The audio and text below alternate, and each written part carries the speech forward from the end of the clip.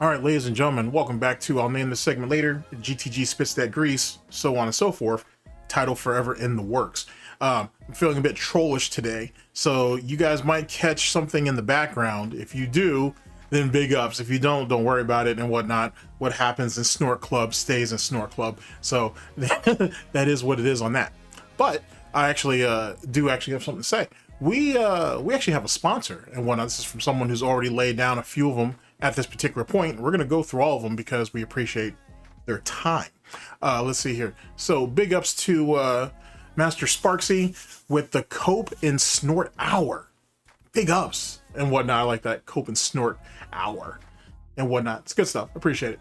So so that's what the title is going to be. Thanks yet again for the sponsorship. If any of you guys have a particular title in mind, leave it down in the comment section. It might make it into one of these. It more than likely will. It more than likely will. So big ups yet again. I very much appreciate that.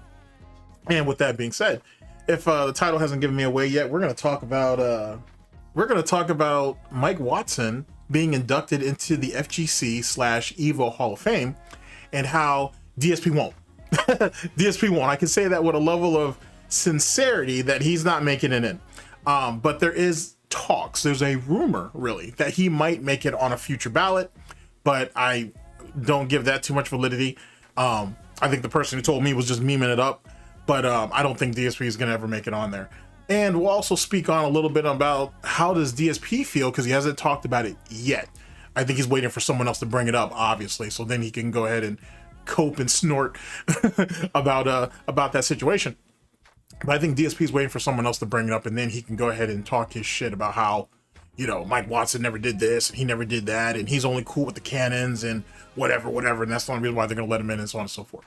So, my initial thoughts. Big ups to Mike Watson. Mike Watson has done quite a bit, you know what I'm saying? It's not just the hothead run around, you know what I'm saying, talking that hot shit and being willing to throw it out with anybody. He's actually done quite a bit for the scene, especially in his part of Cali, to keep things up and going and shit, for providing a place and maintaining a place where people can still go and still get that arcade experience in a day and age where arcades are not dying out, but there's very few of them, and a lot of them are few and far between. So the fact that, you know, Jaha, big ups, who actually put the tweet out, which I'll bring you guys to see that in a minute, went ahead and, you know, showed it up, and, you know, people, a lot of guys in the FGC were talking about it. A lot of people are overall, to be honest with you, very happy with the situation. Joining the alumni of Alex Valle, Justin Wong, Daigo, a few others, and I think John Choi's in, so on and so forth. And I hope to see James Chen eventually get in. If James Chen gets in, I'm sure Ultra David will eventually get in. They haven't inducted commentators in there yet. I think Tasty Steve was recognized, though, for like commentator of the year or something along those lines. I hear Roofermonger ended up making content creator of the year. Big ups to him, so on and so forth. So the FGC is a really large place. Now, but yet again, big ups. Now let's talk about DSP, and let's go ahead and laugh at him and while we piss on him over this situation. You're never going to get in. You're never going to get in because you're a piece of garbage, and you never did anything for the FGC that was legitimately for the FGC. Everything you did was for yourself. Everybody knows it. No one misconstrues bullshit like that. Just because you may have a few detractors out here who want to give you some sympathy doesn't mean that the overall community that has dealt with you far longer than most detractors have, to be honest, don't see through your bullshit. With that being said, let's actually go to some of this recognition that was given to Mike Watson, shall we? So let's jump over here. Let's pop over here, and here we go. Here's our post. Actually, if you give me just a second, I can do better. Okay, so we're back in the mix, and actually, hold on a second. Yeah, we're back in the mix. Just got to make sure, because if not, you know what I'm saying, things get silly. Okay, so we're back in the mix. Here's the tweet itself. This is from Evo, actually, who was actually doing it. But let's go to, let's see here. I got some surfer stuff, got some funny stuff here. DSP with his resting bitch face, which, by the way, let me point this out. No matter what game he's playing, this always exists. I want you to always remember that. I'm not sure if you guys can actually see my mouse. You probably can't. No, it's not a problem. But anyway, this resting bitch face you see here will always exist. Always and forever. And I love that. Okay, so let's see here. This Super Arcade. That's actually Watson. Here we go. Here's Jaha. And whatnot. Suffer, Philip. Suffer. Shouting out his mans and shouting out him being on stage, being inducted into the Hall of Fame. Something well-deserved and well-earned. and whatnot. And then we go to Super Arcade, who also puts his tweet out thanking everybody for getting in and whatnot. He was also Reinhardt, and there's another guy that he was inducted in there with. Big ups to all of them and whatnot. He's going in with a pretty good class and with people that were around at the time he did it. Suffer Phillip, oh, now you can see my mouse. Suffer Phillip, Suffer Phillip, Suffer. And let's see here. And then here we go. Here's the EVO post itself, where they also congratulate all of their inductees for the class of 2025 and whatnot. Like I said, this is a big ups type moment, man. It's really, I'm sure it's very nice to be finally acknowledged by your community and getting brought in. And yet again, as it pertains to EVO, as it pertains to the FGC in general, this is where DSP still wants to be. Despite what he tells you, despite all his hoopla bullshit, they fucking up fighting games for everybody, whatever. They shouldn't be making content. They're all tryhards and all his other little extrapolated bullshit that he likes to throw up there. He wishes he was still around these people. He wishes these people would accept him and all of his flaws and all of that bullshit, you know, like what John and Howard and all of them did for a while. He wishes that they could see him for what he is, or for what he wishes that they could perceive him the way he wants to be perceived, instead of seeing him for what he is. And the thing is, ironically enough, I honestly think, and like I said, big ups to Mike Watson, Jaha, Evo, appreciate all that. The irony of it all, ladies and gentlemen, is I honestly believe this. Deep down, I honestly believe this. And you know I'm an asshole, so I have no reason to do any of this shit. I leave that shit for old. But I honestly believe that that DSP does love the FGC. Honestly, it's the only place that he's ever been given recognition. I also believe that he only gives a fuck about them for selfish. He only has selfish intentions, if you will, of actually giving a shit about the FGC. But I do believe he actually cares about that. And I do think that there are people there that he genuinely wants to connect with, that he genuinely wants to be seen with, and that community, that camaraderie, that welcome home moment. And ironically enough, and I think that's what he's looking for. The problem is DSP and people like him don't build shit. You know what I'm saying? That's the reality. A villain, right? Let's go ahead and go with that. A villain only puts out an idea. They only establish an idea or a mindset. They never really build anything. Nothing that's going to last. And DSP is a shining example of it.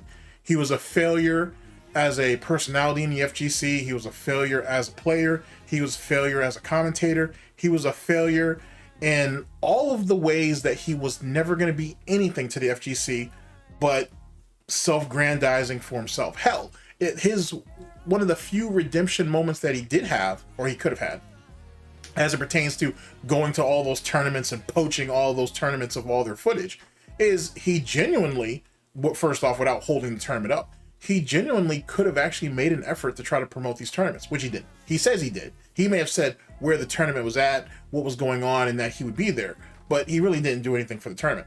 And then as it pertains to the fighting game community itself, after he had sucked all that dick to get back on Machinima, he could have been like, when he was presented with the opportunity of, hey, us at Machinima, we're trying to get into this FGC shit. We see that you have a background in fighting games. Would you be interested?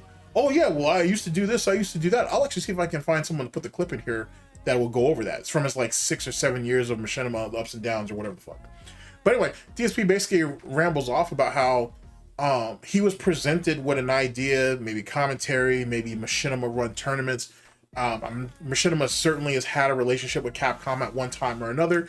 DSP has always been envious of people who worked at Capcom who were part of the FGC. He's still envious of that now, as well as other people who have established relationships with fighting game publishers and developers and all that stuff. And he could have used Machinima and their resources to actually not even reestablish, but to establish himself with Capcom. Then through that, get himself established with some of the players that were already either working there or already had affiliates, and then branch out from there. Could have linked up with Max. He could have linked up with a lot of guys early on. And he completely and utterly pissed that bullshit away because he's fucking retarded. And so because of that, he went ahead and he was a hindrance, not just on himself, but on others, because DSP always thinks about himself first before anybody else. Nobody has any value in this world but him. All the rest of you are meant to be used. Pure and simple, utilitarianism. If you do not serve a purpose, you're in the fucking way. End of story. And that's what it really comes down to. That's what it's always come down to. Matter of fact, let me do you guys one better. I'm not going to go ahead and insert it. I can actually, but let's actually go and look at it. Let's go ahead and look at the clip that I'm thinking about really, really quickly. Okay, I'm back. Okay, went on a bit of a mission, but we're okay. And I actually am going to overextend myself here a little bit because of what I found, which I'm very happy with, by the way. So first things first. So I think I've already got all my timestamps locked in, I think. I'm pretty sure, actually. Shizzle. Yeah, I should be good, actually. Let's see here. Pretty sure what I was looking for is right. Let's see here. Before I put this on screen. Yeah, there we go. Okay, here we go. Here we go. So we'll start at like the 15-minute mark, I guess. Yeah, person that was on the phone with basically. Okay, yeah. So actually, we'll probably start right around here. Oh, this is gonna be fantastic. Okay, yeah, I'm probably not gonna end up clipping this in just because this segment's gonna be long and it's broken up into like 2 parts. Okay, shut up. Okay, so first, let's bring y'all in. This is what our situation is in question. DSP reacts 6 years at Machinima, the ups and downs and the bizarre end. There's nothing bizarre about it. He fucked himself over because why wouldn't he? And let's see here. Let's go. Let me make an adjustment on my end. So this looks like reasonable and shit. Okay. Okay. Now, let me see here. Let me put this on. Okay. And then this way I can bring you guys in properly. All right, so there's 2 different parts in here that will actually feed into what we're already talking about. So this will all work its way. But initially, the part that we're getting ready to go into is him talking about basically a call with Machinima, talking about his channel, the direction of it, so on and so forth, and the idea that I had just told you guys about getting into fighting games and stuff like that. So here we go. Started going up and up and up, okay? So, the first year with Machinima was good. I actually had a direct point of contact. If anything ever went wrong and I needed to talk to Machinima, I would email this person. I'd be able to get a contact right back pretty quickly. I remember that first year we had literally almost no issues. I remember not having any copyright. I take that back because there might have been one, but I don't remember, like, in general, a bunch of problems with copyright strikes. I don't remember a bunch of issues with much of anything. If there ever was a problem, immediately I could almost get a response right away from Machinima because I had that direct point of contact, and it all worked out so well. And in fact, it worked out so well that first year, all right, that I was considered one of Machinima's top partners. And they actually contacted me personally, and they said they wanted to have a sit down with me. Well, not really. They probably did that with a bunch of people, to be honest with you. I found in recent years that anybody that was producing numbers is what that was. It wasn't about you being a top, one of their top partners, just anybody who's doing numbers. And that's not even exclusive to Machinima. There was a lot of MCNs who were doing that. And to be honest, because if you see somebody in a group that has that's under your brand, I should say, that is producing a lot, and they're producing a lot of views, or there's a lot of views, or if there's a lot being materialized because of what they're putting out, you're gonna want to sit down and talk to them, or you're gonna want to reach out to them, and get the skinny on what their mindset is, what they're doing, how they can improve. So it's not something unique to him. But what is unique to DSP, interestingly enough, is if you go back and you watch this old stuff, it's crazy how he grandizes himself in these obviously overly inflated or even exaggerated ways. But I also think he does it because he wants people to believe he was important, because he himself wishes that he was. You know what I'm saying? So a lot of the embellishment or embellishments that is done is what he believes he should have had. It didn't, so he himself has to craft the narrative. And since Machinima doesn't exist anymore, as we know, he can literally craft the narrative any way he sees fit. there's plenty of people that can dispel it, but he'll still do it because why not?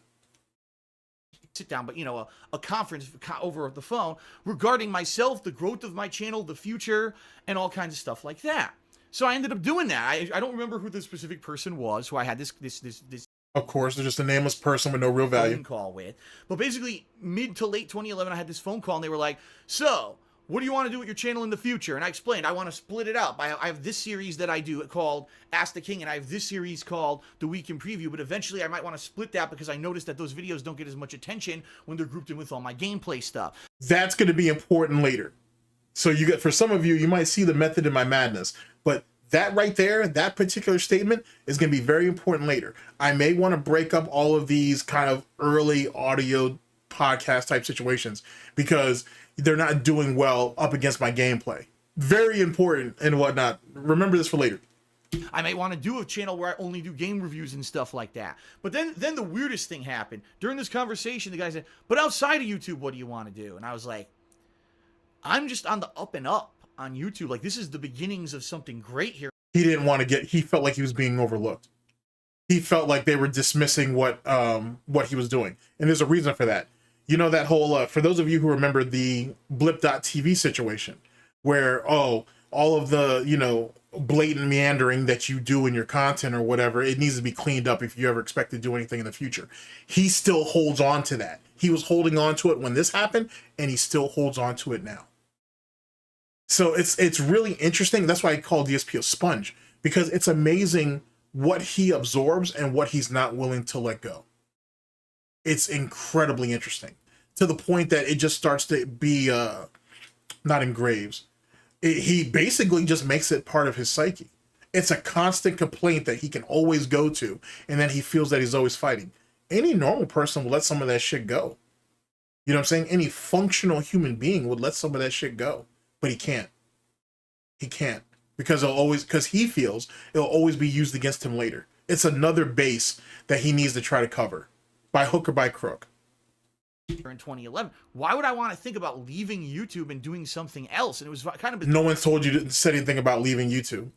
You know what I'm saying? It just goes to show that Mr. Valedictorian here isn't as smart as he thinks he is. He's socially he's poor. And he has been for a very long time. He can't sit there and flow with a conversation, right? He can't really extrapolate what people are trying to tell him unless it's just blatantly obvious. That's why he needs everything to be overly explained to him.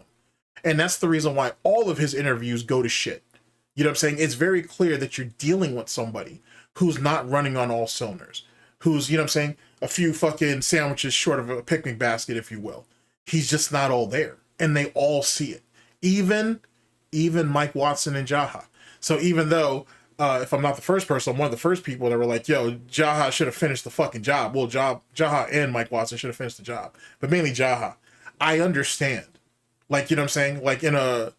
I respect it, actually, in some ways, to be honest with you. But I understand why they didn't.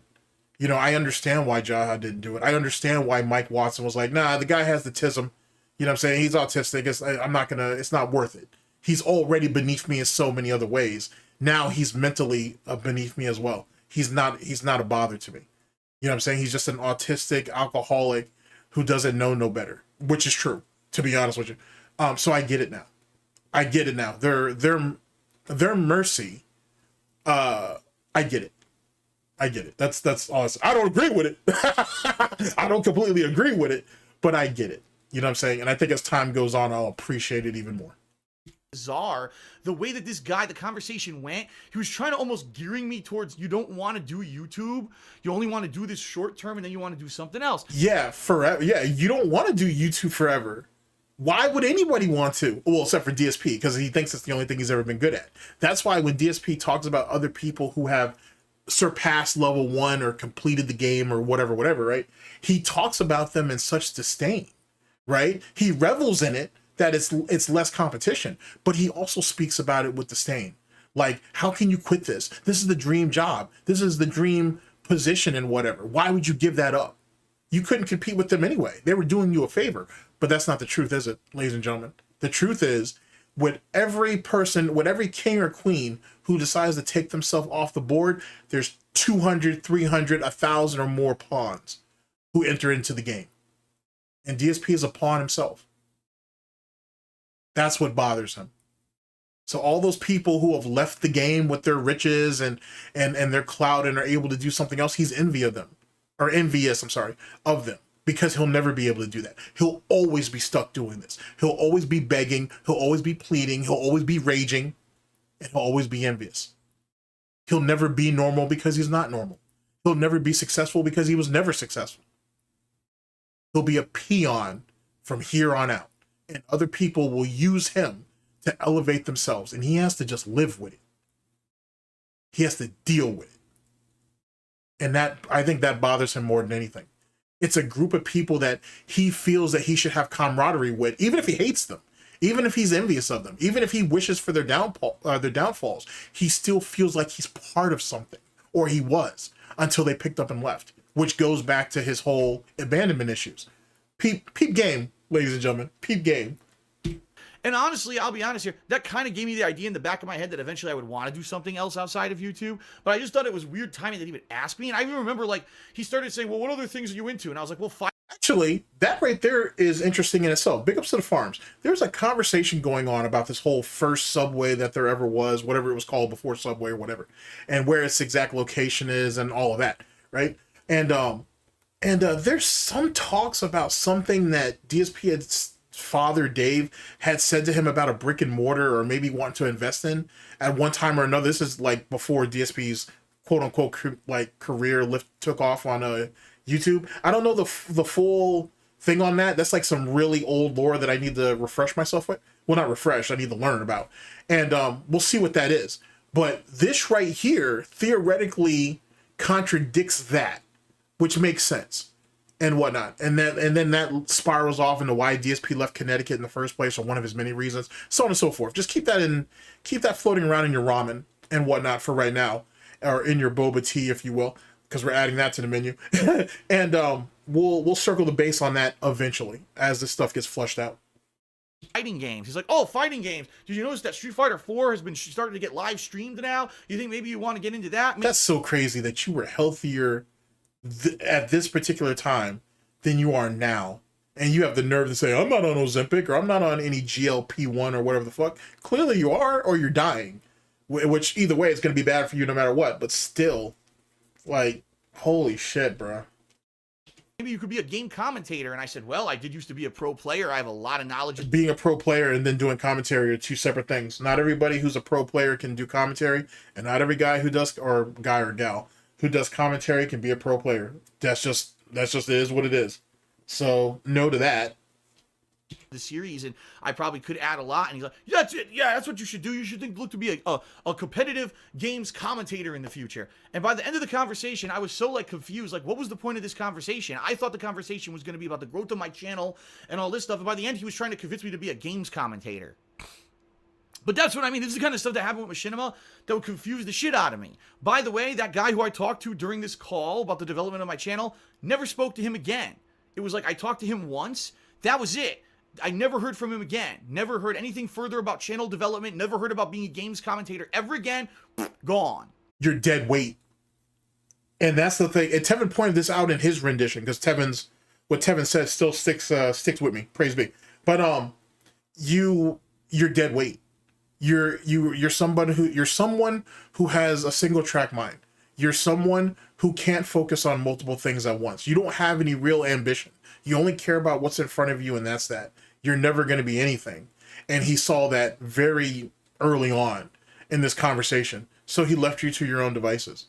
You know what I'm saying? Now, whether that person was like, well, does he have the tism or whatever, who knows? But it's clear that in that conversation, like Tevin said, you had a bad conversation. And it was very clear that you're never going to really, Tevin didn't say this part, I'm adding my own stuff to this, but you're never going to be more than what you were. And the truth is, if he did think that, he was right. So there is no reason to talk to people like that. Why do you think, for example, for those of you who are actually out in the real world, when your bosses go around and they have they have brief conversations with you and whatnot, and they ask you about how you're doing and what do you think about as it pertains to the company moving forward and whatever, why do you think they do that? They're trying to sit there and check people who are productive or potentially productive. And are they the type that are willing to move up? you know what I'm saying, who have the ambition, not even willing, who have the ambition to move up.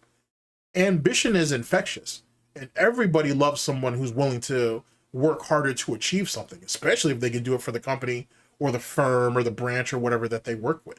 You know what I'm saying? From warehouse work upwards. You know, shit, even the fucking person who puts your food in the fucking bag, their bosses even respect that shit. DSP doesn't have that mindset. What DSP does is, hey, look at me. I can do this one trick really, really well, even though he's not doing really, really well. His volume is high, but the quality is garbage. I'm doing this one thing really, really well. Praise me for it. Okay, can you do anything else? What? Why do I need to do anything else? Is my one trick not good enough? I don't understand why. And then he just goes off on a tangent. And it's very clear that you let people like that you just leave them where they are. A drone's a drone for a reason. A pawn is a pawn for a reason. Not to say that you can't move up as a pawn, but a pawn's still a pawn. And that's what DSP is on the greater board of it. He's a pawn. He's a one-trick pony. He's a drone. You stick him on a task and that's all he'll do because that's all he can do. End of story. Okay. So things went along swimmingly with... I left that part in there just because. Okay. Give me just a second and then I'm going to move on to our second part. And this is the part that's actually important that I was kind of hyping up earlier on about how I wanted to hold our place in this. This is what we're about to attack right now. Okay, we're back. Okay, actually, we're going to have to take another jump after this. So there's going to be 3 jumps in total. But I want you to hear this, though. This is actually what I was looking for and what we actually want. But we're going to make another jump after this. So this is about contracts and about what we spoke about earlier, about how he was going to have to shift some content around because it was starting to conflict, or come into conflict, I should say, with his gaming stuff. But I want you to hear this part. This leads into it. On YouTube, the initial contracts that Machinima had given everyone, the money that they had negotiated for everyone ended up being more money than what ad revenue brought in on YouTube. And that's important too. This was like something I wasn't expecting, but I'm glad it's here. I need to just go over this again because it's been many years since I've actually talked about this. Anyway, basically he was being overpaid from Jump Street. What he was producing, and a lot of other guys too, but what he was producing wasn't nearly worth what he was being paid for. He's a fluke. It was just dumb pig luck. If he was being paid properly, he wouldn't have been able to stick with this as long as he did. Not without making cutbacks, without all the overspending and the fucking BMW and all that bullshit. Nah, he wouldn't have been able to get away with it. And they were overpaying him from the beginning. So all of this bullshit about my 18 years and I've earned everything I had and this, that, no, you're the product of a fluke. You're a flaw and whatnot. You're an equation in the system that wasn't properly calculated, and eventually you got balanced out. And that's why the heavy reliance on PayPal, on Patreon, on Teespring, all of that shit equates to it. But like I said, I'll go over this again eventually. I'll try to put it on my 2016 list because every few years, honestly.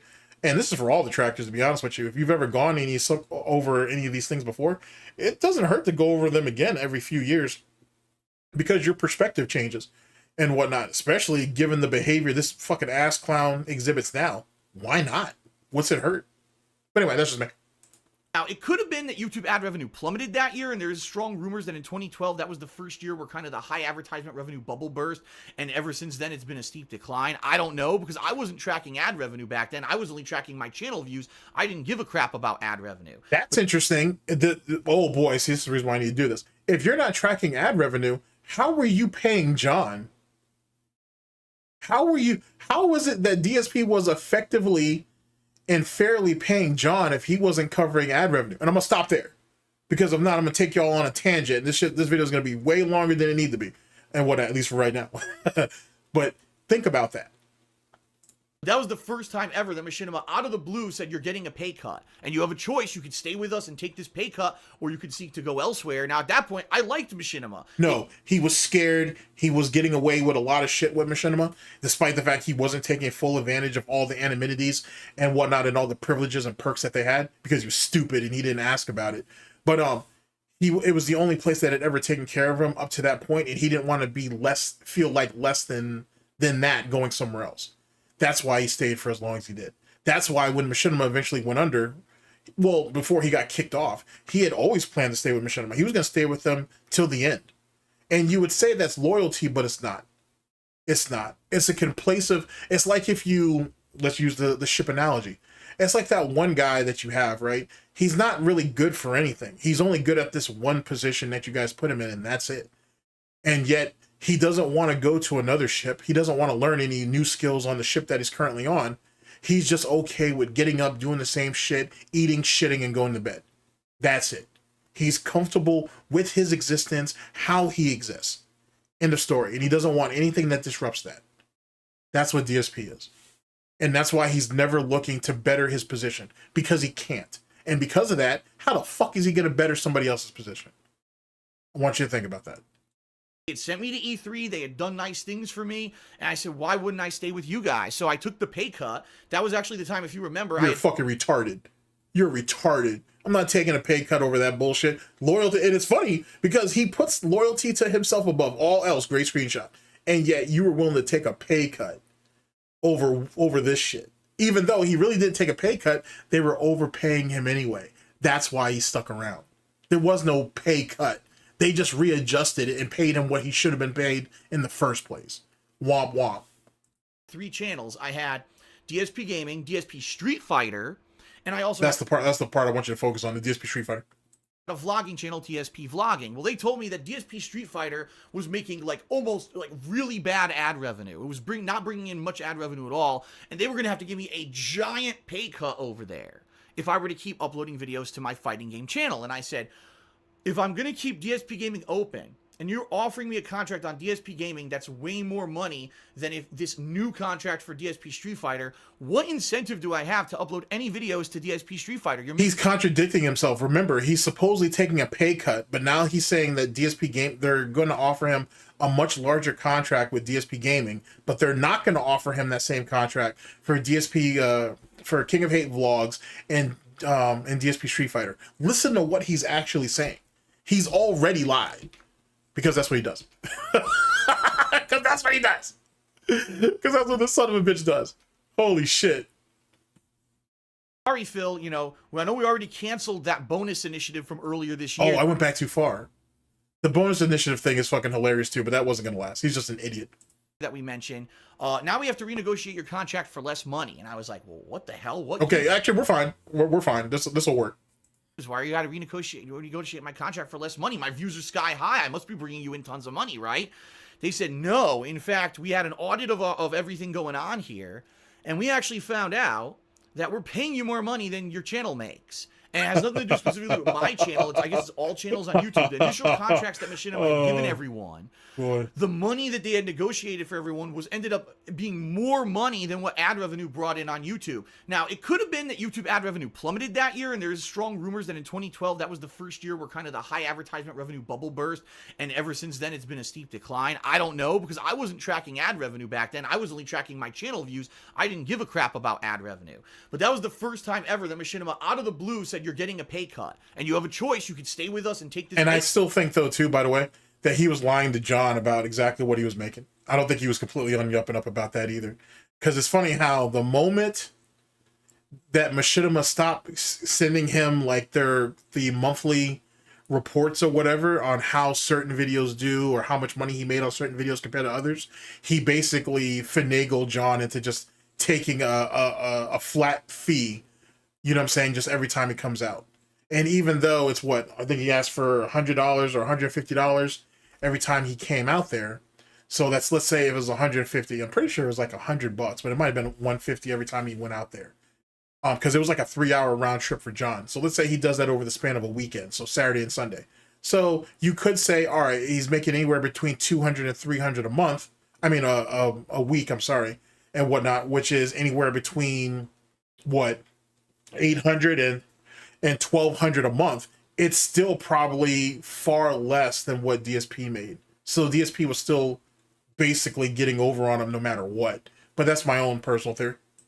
cut, or you could seek to go elsewhere. Now, at that point, I liked Machinima. They had sent me to E3. They had done nice things for me. And I said, why wouldn't I stay with you guys? So I took the pay cut. That was actually the time, if you remember, I had 3 channels. I had DSP Gaming, DSP Street Fighter, and I also had a vlogging channel, DSP Vlogging. Well, they told me that DSP Street Fighter was making like almost like really bad ad revenue. It was not bringing in much ad revenue at all, and they were going to have to give me a giant pay cut over there if I were to keep uploading videos to my fighting game channel. And I said, if I'm going to keep DSP Gaming open, and you're offering me a contract on DSP Gaming that's way more money than if this new contract for DSP Street Fighter, what incentive do I have to upload any videos to DSP Street Fighter? You're making no sense. Why would I even keep that channel when I could just upload all my fighting game footage to DSP Gaming and make the increased amount of money? To which they that's the reason why I wanted you guys to remember this part, because this right here is just stupidity at its finest and whatnot. Instead of keep uploading to the fighting game channel,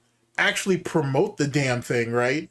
And actually give it a chance to grow. He's like, well, fuck all that. I'm just gonna swamp everything onto this channel right here, and I'll get over on you that way. Then years and years and years later, he's seeing the fallout of that. He's seeing the fallout of putting all that slop on one fucking channel instead of keeping it diversified, which is funny because DSP's a racist. So you would think he would appreciate some diversification, or some segregation. Sorry, you would think he would appreciate some segregation, but apparently he don't. Not when it's profit on the line. You know what I'm saying? Gotta haul him off to the slave trader. You know what I'm saying? Off to the slave trade. So there you go on that. And that's what ends up killing DSP Gaming, because this fucking mongoloid thought it was a fucking good idea to do some dumb shit like that. Speaking of which, just in case you don't see it, the slant is actually starting right around here, by the way. It's actually already starting to form. So it may have actually, so let's say he had multiple mini strokes. The first one has already happened up to this point. Keep that in mind. They were like, yeah, I guess we see your point. So, yeah, it was really weird, the whole situation in late 2012, how they had to renegotiate everyone's contracts, okay? The thing that gets me is this.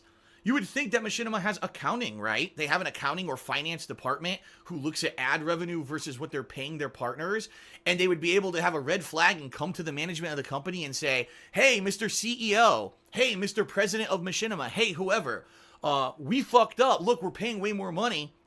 Can we fix this right away? Why did they wait an entire year of having these sky-high contracts before they realized that this was an issue? Why would they? Because he's retarded. DSP is in particular.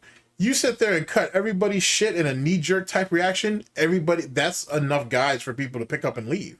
Or to renegotiate their contracts for better terms. No one wants that. It was easier to take the cut. I'm not saying I agree with it, but it was easier to take the cut in the short term and then hope you can balance the books later on. But DSP don't know shit about business, so of course he would say some brain dead stupid shit like that. All right, ladies and gentlemen, we're on the final leg of our field trip here. This is the last part that we were looking for, and then we're good. We're pretty much good. Here we go.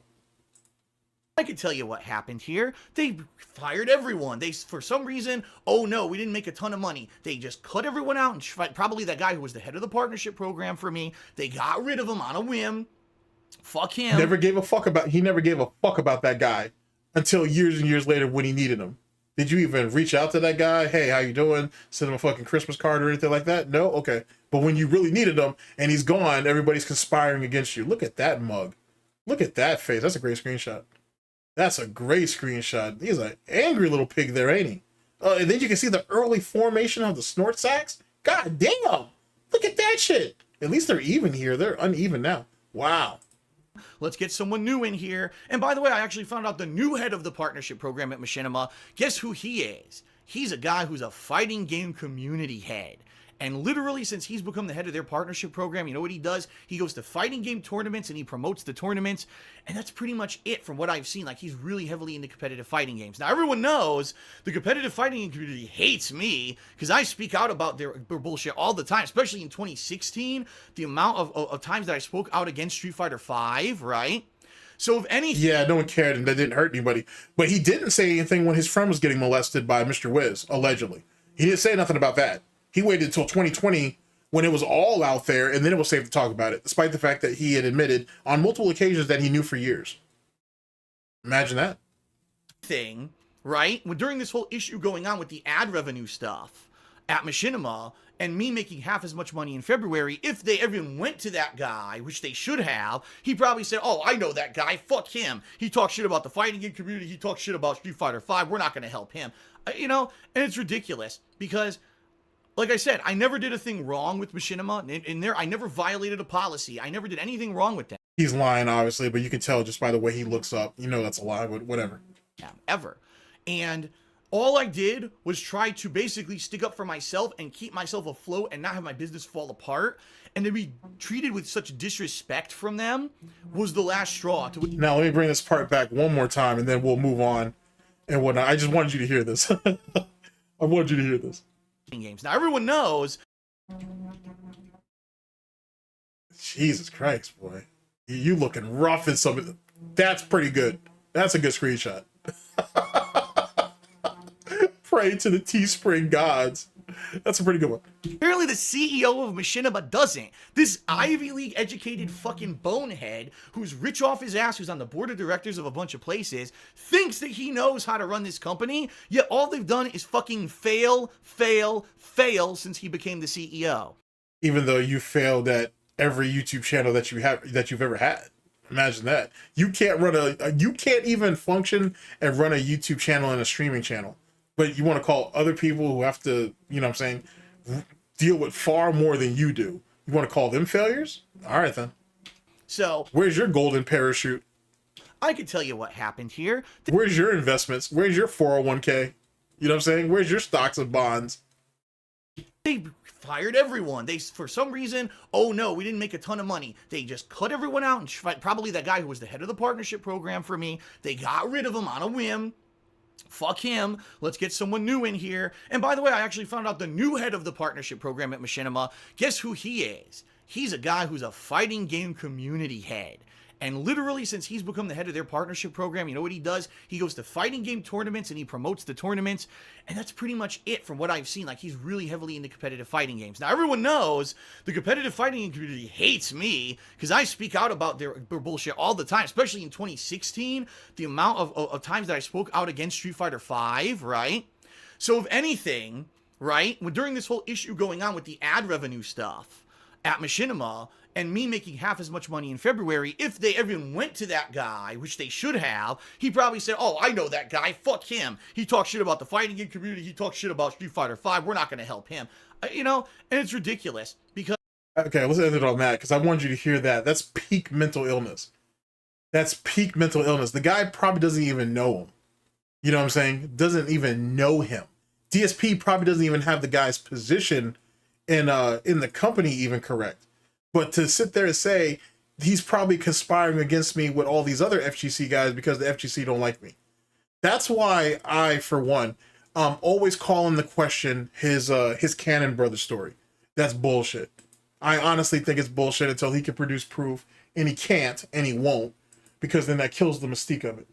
There's no way that people just conspire against people like that. Don't get me wrong. There's plenty of people that won't fuck with you. If they don't fuck with you, they don't like you, they're not going to help you. That's just reality. But to believe that everybody's conspiring against you, nah, that's peak mental illness, son. That's what that is. That's, sorry about that. Give me a second. That's peak mental illness. That's just not something that happens. Not like that. At the very least. That's not, just not like that. That's bullshit. That is bullshit.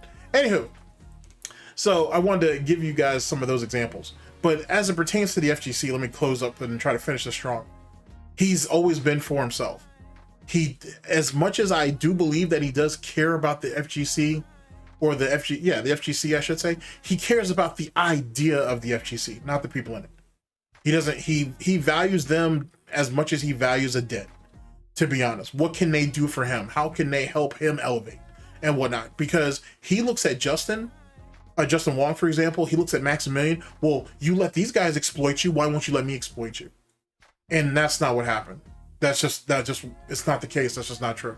It's not true. Max and Justin didn't exploit anybody. Nobody who's successful in the FGC, per se, exploited other people to get to where they're at. They put in the time. They put in the effort.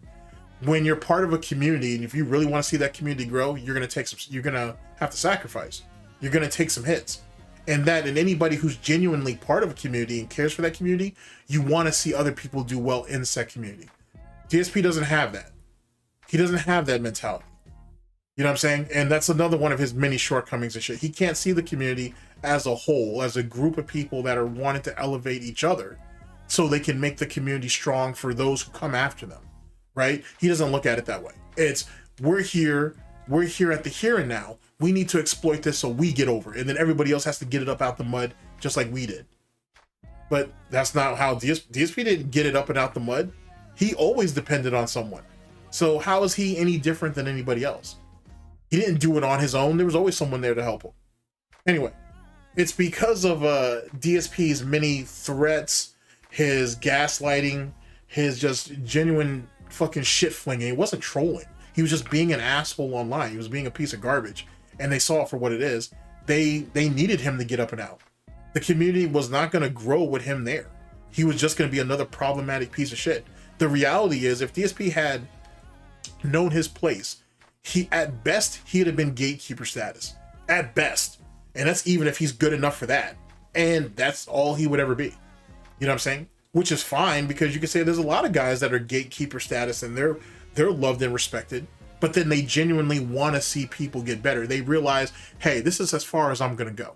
But if I can help you elevate, or if I can help a group of you young guys coming in, and you guys can, you know what I'm saying, and get past and find your way, then it all works out. DSP will never be able to do that. He'll never be able to see outside of himself.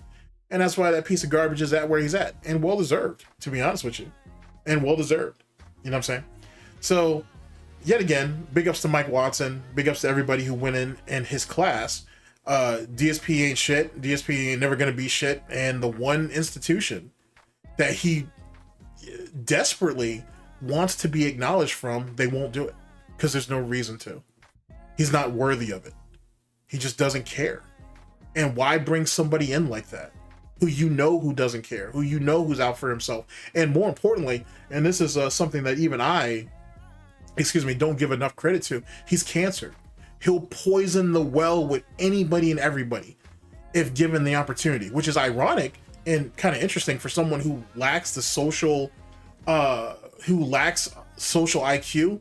He is very good at not shit stirring, but he is very good at poisoning the well if allowed to burrow himself deep enough. And even then, that's questionable. But for weak-minded people, he's very good at doing that. He's very much a predator in that way, amongst others, to be honest with you. And the FGC doesn't need that. You don't need that type of trash around you. He's not going to do anything for anybody, not even for himself. He's very much, it's not even crab in the bucket. It's I don't want to see you win, so I'll make sure I can do everything you can so the community itself loses. That's what Dark Side Phil is. That's what DSP is. That's what Phil Burnell is. That's what Dark Geppetto is. And they saw it early, and that's why he got pushed up and out. So, and that's why he'll never be recognized by the FGC in any positive way and whatnot. It's just not a thing. He's not worthy of it.